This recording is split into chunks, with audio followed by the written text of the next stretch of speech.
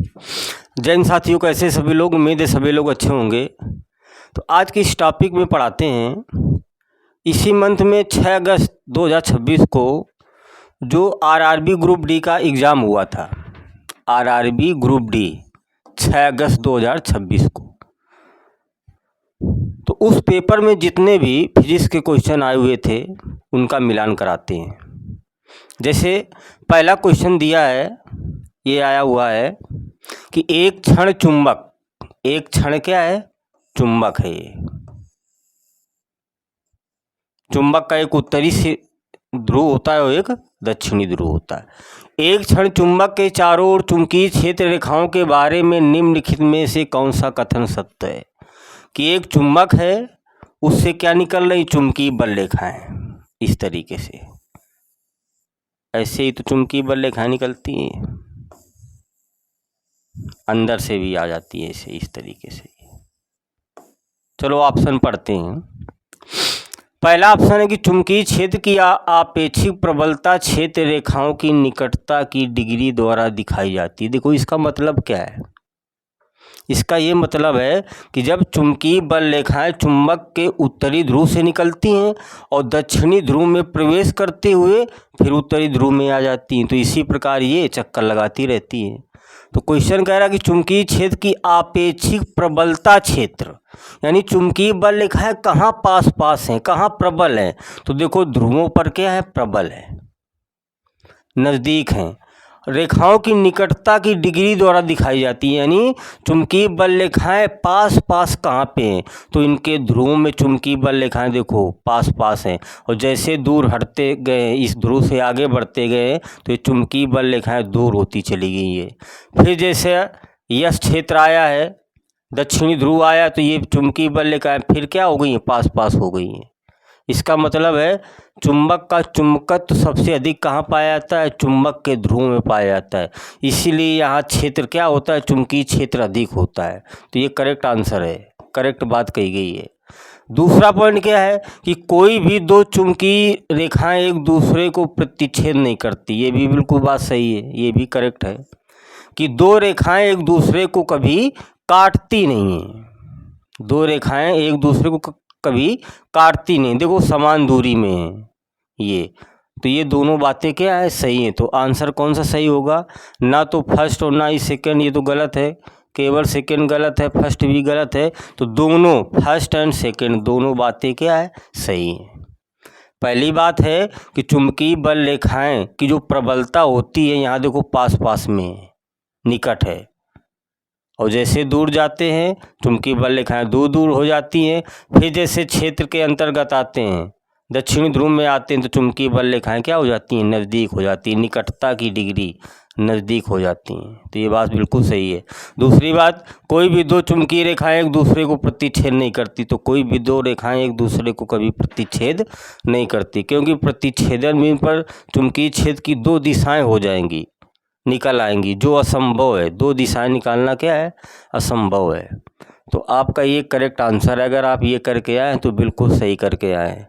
दूसरा देखें क्वेश्चन, ये दूसरा क्वेश्चन आया हुआ है।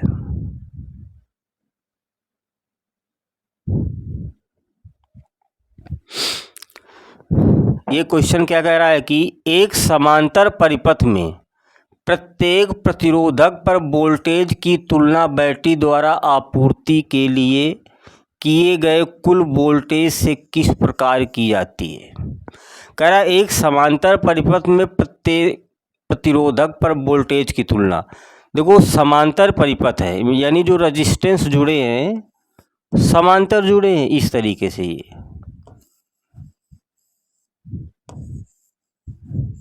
ये इस तरीके से ये मान लेते हैं R1 ये क्या है, R2 ये क्या है, R3 ये सेल जुड़ा हुआ है।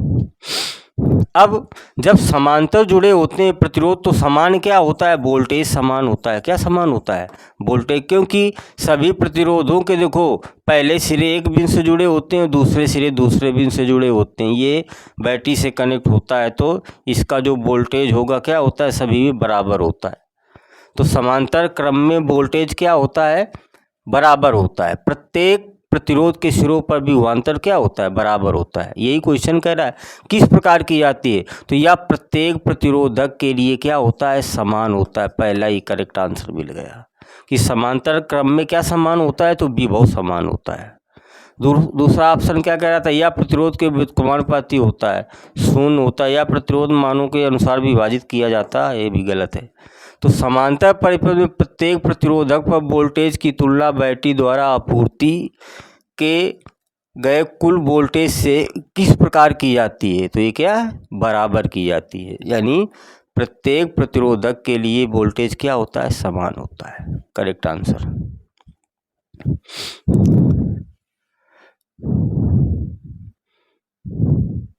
ये तीसरा क्वेश्चन, ये देखो पूछा गया था, कह रहा कि एक घर में 150 वाट रेटिंग का एक टीवी सेट है और ये 4 घंटे के लिए संचालित किया जाता है, मतलब चलता है टीवी सेट। और 1500 वाट का इलेक्ट्रिक एक हीटर है जो 25 मिनट के लिए संचालित किया जाता है।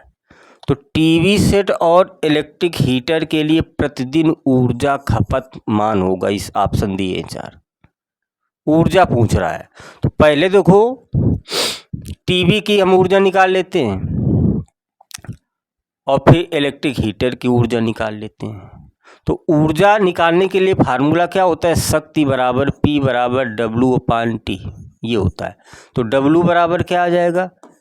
P × T आ जाएगा। बस हमको P पता हो, समय पता हो, ऊर्जा निकाल लेंगे। तो पहले हम किसकी निकालते हैं? टीवी की। चलो निकालते हैं। तो शक्ति कितनी है? ऊर्जा निकालते हैं टीवी की, W1 मान लेते हैं। फार्मूला क्या होगा? P × T होगा। चलो P कितना है? 150 वाट। T कितना है? 4 घंटे। तो 15 चौको 60, 600 आ जाएगा। और P शक्ति का मात्रक वाट और समय क्या है? घंटे में, तो वाट घंटा आ जाएगा। ये आ गई किसकी? ये ऊर्जा आ गई। किसकी ऊर्जा आ गई? टीवी की। अब निकाल लेते हैं किसकी? हीटर की। चलो हीटर की ऊर्जा, तो फार्मूला W2 बराबर लगा देते क्या? P × T। चलो तो हीटर की शक्ति कितनी है? 1500 वाट है। कितनी है? 1500। P की जगह कितना लिख देंगे हम? 1500 वाट। चलो इंटू समय T कितना दिया? ये कितने समय? 25 मिनट तक यूज होता है। तो देखो यहाँ ऑप्शन सब घंटे में दिए हैं, तो 25 मिनट को अगर घंटे में चेंज करेंगे तो 60 का क्या कर देंगे? भाग कर देंगे। तो 0 से 0, 3 से डिवाइड, 3 दूना 6 और 3 × 15, 50 आ जाएगा। फिर 2 से डिवाइड करेंगे तो 25 आ जाएगा। 25 × 25 करेंगे तो क्या आ जाएगा? 625 वाट × घंटा, ये आ जाएगा। तो एक घर में 150 वाट रेटिंग का टीवी सेट 4 घंटे चलाया जाता है और 1500 इलेक्ट्रिक हीटर, यानी 1500 वाट का इलेक्ट्रिक हीटर 25 मिनट के लिए चलाया जाता है। तो टीवी सेट, पहला क्या था? टीवी सेट और इलेक्ट्रिक हीटर के लिए प्रतिदिन ऊर्जा खपत कितनी होगी? तो टीवी की ऊर्जा खपत 600 वाट घंटा होगी और हीटर के लिए ऊर्जा खपत 625। देखो ऑप्शन कौन सा सही है? ये तो गलत है। पहले टीवी के लिए कौन सा है? 600, ये करेक्ट है। और हीटर के लिए 625, ये तो ऑप्शन आपका डी क्या है? करेक्ट है। ऐसे लगाएंगे सवाल को। ऊर्जा निकालनी थी हमको प्रतिदिन की। आगे ये 4 नंबर क्वेश्चन देखो, ये भी कितना सिंपल पूछा गया है। कह रहा है एक प्रकाश किरण 10 सेंटीमीटर वक्रता त्रिज्या वाले एक अवतल दर्पण पर इसके मुख अक्ष के समांतर आपतित होती है। देखो अवतल दर्पण है आपका। अवतल दर्पण कुछ इस तरीके से बनता है। ये क्या है? अवतल दर्पण है। ये ध्रुव हो गया P, वक्रता केंद्र हो गया C, मुख्य फोकस क्या हो गया F। अनंत ये मोकच्छ हो गई। ये अवतल दर्पण। अब क्वेश्चन कह रहा है एक प्रकाश किरण 10 सेंटीमीटर वक्रता त्रिज्या, इसकी वक्रता त्रिज्या कितनी है? वक्रता त्रिज्या क्या होती है? ध्रुव से वक्रता केंद्र तक की दूरी को क्या कहते हैं? वक्रता त्रिज्या आर। ये कितनी है? 10 सेंटीमीटर है। चलो, इसके मुख्य अक्ष के समांतर आपतित होती है। एक किरण आती है मुख्य अक्ष के समांतर, ऐसे ये आपतित हो गई। तो परावर्तन के बाद अंदर का तल कैसा है? परावर्तक है, तो ये किरण क्या होगी? परावर्तित होगी। तो कह रहा परावर्तन के बाद या दर्पण के अक्ष पर दर्पण से की दूरी पर स्थित एक बिंदु से गुजरेगी। ये जब परावर्तित होगी तो किस बिंदु से जाएगी? तो जब समांतर किरण जाती है अवतल दर्पण में और परावर्तित होती है तो कहाँ से होकर जाती है? मुख्य फोकस से होकर जाती है। इस पॉइंट से हमेशा होकर जाती है, ये कह रहा है। तो कह रहा है इस दर्पण से कितनी दूरी पर जाएगी? तो ये दूरी हमको निकालना है, फोकस दूरी। तो फार्मूला होता है फोकस दूरी वक्रता त्रिज्या में संबंध क्या होता है? F बराबर R/2। तो F बराबर R कितना है? 10। तो 10/2 कितना आ जाएगा? 5 सेंटीमीटर। तो दर्पण से 5 सेंटीमीटर की दूरी से ये जो आपतित की गई किरण ये परावर्तन के बाद जाएगी। दर्पण से कितनी दूरी से जाएगी? 5 सेंटीमीटर से, अर्थात मुख्य फोकस से होती हुई चली जाएगी। तो 5 ऑप्शन क्या है? पहला ऑप्शन सही। ये क्या है? आपका करेक्ट आंसर है। ये ग्रुप डी में देखो पूछा गया है सवाल। आगे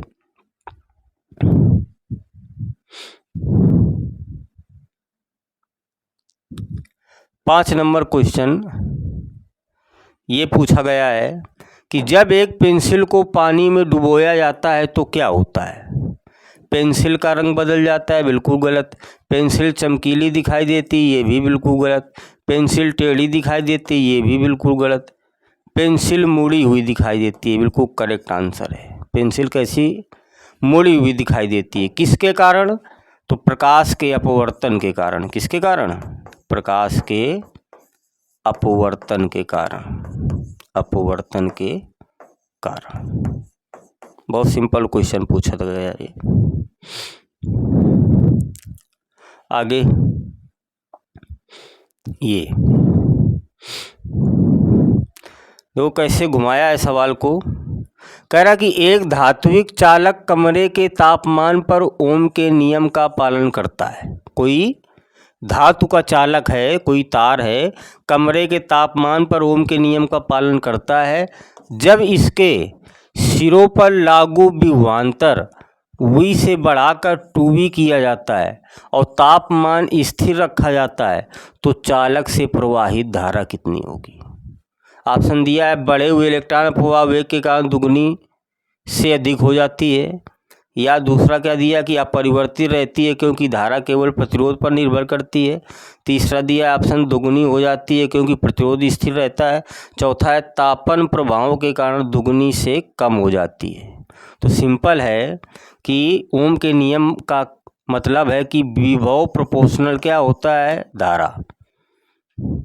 वोल्टेज को बढ़ाओगे तो क्या बढ़ेगी? धारा बढ़ेगी।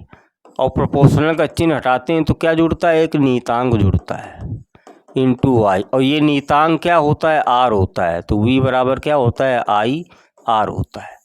तो सिंपल है कि वोल्टेज को अगर हम दुगना कर देंगे तो धारा भी क्या हो जाएगी?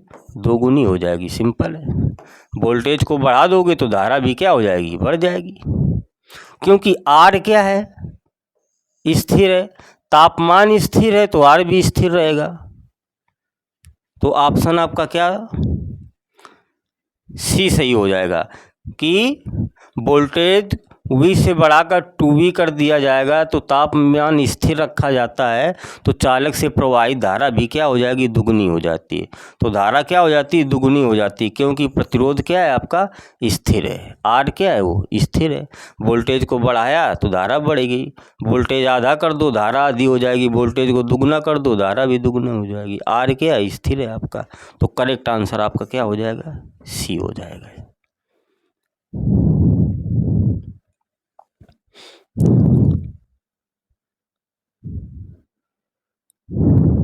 7 नंबर देखो क्वेश्चन पूछा गया है, को दिया है। कह रहा निम्नलिखित में से कौन सा कथन सही है, ये पूछा गया है। 3 स्टेटमेंट दिए कथन है। पहला कथन है कि टिन लेड मिश्र धातु का उपयोग फ्यूज तार बनाने के लिए किया जाता है। ये बात बिल्कुल सही है। फ्यूज तार बनाने के लिए कौन कौन सी धातु का उपयोग किया जाता है? टिन और लेड का। टिन और लेड की मिश्र धातु का उपयोग फ्यूज तार बनाने में ज़्यादातर किया जाता है। करेक्ट है ये। अगला, फ्यूज को लाइव तार से जोड़ा जाता है। ये भी बात बिल्कुल करेक्ट है कि फ्यूज को हमेशा लाइव तार का मतलब गर्म तार में जोड़ा जाता है। गर्म तार में जोड़ा जाता है। फ्यूज को हमेशा गर्म तार या उसी को क्या कहते हैं, लाइव तार में जोड़ा जाता है। किस क्रम में जोड़ा जाता है? तो श्रेणी क्रम में जोड़ा जाता है। किस क्रम में जोड़ा जाता है? श्रेणी क्रम में जोड़ा जाता है। तो ये भी बात बिल्कुल सही लिखी है। तीसरा पॉइंट क्या है कि फ्यूज बनाने के लिए चुनी गई सामग्री का गलनांक उच्च होना चाहिए। ये गलत है भाई, क्योंकि फ्यूज का गलनांक हमेशा क्या होना चाहिए? कम होना चाहिए। क्या होना चाहिए? कम होना चाहिए, ताकि धारा अधिक आ जाए तो ये क्या हो जाए? गल जाए, टूट जाए, तो आगे के उपकरण हमारे सेफ बने रहें। तो फ्यूज तार का जो गलनांक हमेशा क्या होना चाहिए? कम होना चाहिए। तो ये इसका क्या है? गलत है। तो पहला और दूसरा 2 कथन क्या है? सही हैं। पहला और दूसरा दोनों ये सही हैं। ये भी गलत है, ये भी गलत है। फर्स्ट एंड थर्ड ये भी गलत है। तो पहला दूसरा दोनों कथन क्या है? सही है। अगर आपने ऐसा किया तो बिल्कुल सही आंसर है। अगला,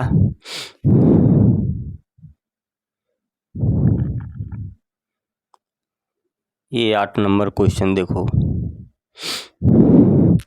कह रहा है कि 30 सेंटीमीटर ऊंचाई वाली एक वस्तु को, वस्तु की ऊंचाई दे रखी है। वस्तु की ऊंचाई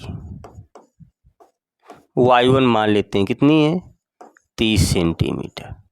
अवतल लेंस के सामने रखा जाता है। किस लेंस के सामने? अवतल लेंस के सामने रखा जाता है, और 10 सेंटीमीटर ऊंचाई का एक प्रतिबिंब बनता है। यानी प्रतिबिंब की ऊंचाई दे रखी है। प्रतिबिंब की ऊंचाई y2 बराबर कितना? 10 सेंटीमीटर। तो कह रहा है लेंस का आवर्धन ज्ञात करो। तो आवर्धन का फार्मूला क्या होता है? आवर्धन m बराबर प्रतिबिंब की ऊंचाई। अगर वस्तु की ऊंचाई y1, प्रतिबिंब की ऊंचाई y2, तो प्रतिबिंब की ऊंचाई बटे वस्तु की ऊंचाई। तो प्रतिबिंब की ऊंचाई कितनी है? 10 है, और वस्तु की ऊंचाई कितनी है? 30 है। 0 से 0, तो आवर्धन m कितना आ जाएगा? 1/3 आ जाएगा। तो ये भी गलत है, ये भी गलत है, ये भी गलत है। करेक्ट आंसर क्या हो जाएगा? 1/3। सिंपल क्वेश्चन पूछा गया है।